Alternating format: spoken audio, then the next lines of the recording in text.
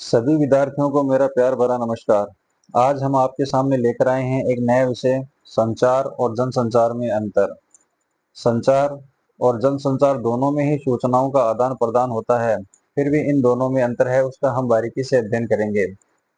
संचार का मतलब होता है सूचनाओं का आदान प्रदान, और ये सूचनाओं का जो आदान प्रदान होता है ये दो व्यक्तियों के मध्य या फिर एक व्यक्ति का किसी समूह के साथ संचार होता है। इसमें प्राय हम देखने में आता है कि जैसे एक शिक्षक जब अपनी कक्षा में अध्यापन कार्य करवा रहा होता है, तो उस समय भी वह अपनी कक्षा के साथ संचार कर रहा होता है। हम अपने दैनिक जीवन में अपने परिवार वालों के साथ या फिर समाज के साथ या किसी दुकान पर जब भी हम कोई सामान खरीदने जाते हैं, तो वहां पे दुकानदार के साथ प्राय हम वार्तालाप करते हैं, अपने विचारों का आदान प्रदान करते हैं। तो यह भी एक प्रकार का संचार है। इसमें दो व्यक्ति या फिर एक व्यक्ति का एक समूह के साथ संचार होता है, और इसमें दोनों ही जो व्यक्ति होते हैं ये अपने विचारों का आदान प्रदान करते हैं।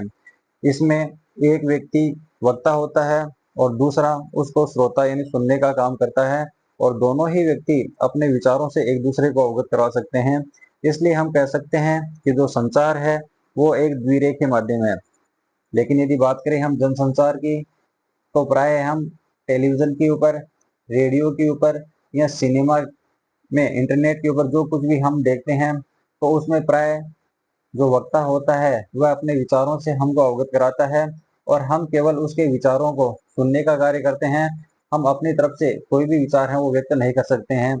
इसलिए हम कह सकते हैं कि यह जो संचार है वह केवल एक रेखा में ही गमन करता है। इसलिए ये जो जनसंचार है यह एक रेखीय माध्यम है, और जब संचार के लिए किसी इलेक्ट्रॉनिक माध्यम का सहारा लिया जाता है तो वह जनसंचार बन जाता है। दूसरा, संचार में तुरंत प्रतिपुष्टि मिलती है। प्रतिपुष्टि को अंग्रेजी में फीडबैक कहते हैं। मान लीजिए वक्ता के द्वारा कोई बात कही जाती है और उसमें किसी प्रकार की कोई भी कमी रह जाती है, कोई भी अभाव रह जाता है, तो श्रोता उसे तुरंत अवगत करा सकता है।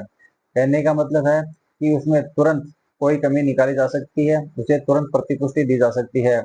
लेकिन जनसंचार में रेडियो के ऊपर, टेलीविजन के ऊपर, या ये कहें कि प्रिंट मीडिया में कोई भी सूचना जो हम तक पहुंचाई जाती है, यदि उसमें किसी प्रकार की कोई त्रुटि, कोई कमी रह जाती है, तो हम उसके ऊपर अपनी तुरंत प्रतिक्रिया नहीं दे सकते। कहने का मतलब है कि जनसंचार में तुरंत प्रतिपुष्टि नहीं मिलती है। तीसरा बिंदु, संचार के लिए किसी इलेक्ट्रॉनिक उपकरण की आवश्यकता नहीं होती है। ये प्राय दो व्यक्तियों के मध्य हो सकता है जब वो आमने सामने एक दूसरे से बातें करते हैं, या फिर एक व्यक्ति का एक समूह के साथ जब कोई व्यक्ति, कोई नेताजी जब भाषण देते हैं, किसी सभा को संबोधित करते हैं, तो वह भी एक प्रकार का संचार होता है। लेकिन जनसंचार की यदि बात करें, तो जनसंचार के लिए हमें किसी इलेक्ट्रॉनिक उपकरण की आवश्यकता होती है। बिना उपकरण के जनसंचार नहीं हो सकता है। बिंदु संख्या 4, संचार होता है वह सीमित लोगों के मध्य होता है। हम ये कह सकते हैं कि इसका जो दायरा होता है वो सीमित होता है। लेकिन यदि बात करें जनसंचार की, तो जनसंचार में लोगों की जो संख्या होती है वो असीमित होती है। अंतर की बिंदु बात करें, तो संचार जो होता है वो प्रत्यक्ष होता है, आमने सामने होता है। लेकिन जो जनसंचार होता है उसमें वक्ता और श्रोता एक दूसरे के आमने सामने नहीं होते हैं। इसलिए हम कह सकते हैं कि जो जनसंचार होता है वो अप्रत्यक्ष होता है। अंग्रेजी में कहें तो ये इनडायरेक्ट होता है। इसके अलावा संचार में वक्ता और श्रोता दोनों सक्रिय रहते हैं, जबकि जनसंचार में केवल वक्ता ही सक्रिय रहता है। आज का हमारा ये वीडियो आपको कैसा लगा? यदि ये वीडियो अच्छा लगा है तो इस वीडियो को ज़्यादा से ज़्यादा लाइक करें, शेयर करें, सब्सक्राइब करें। धन्यवाद।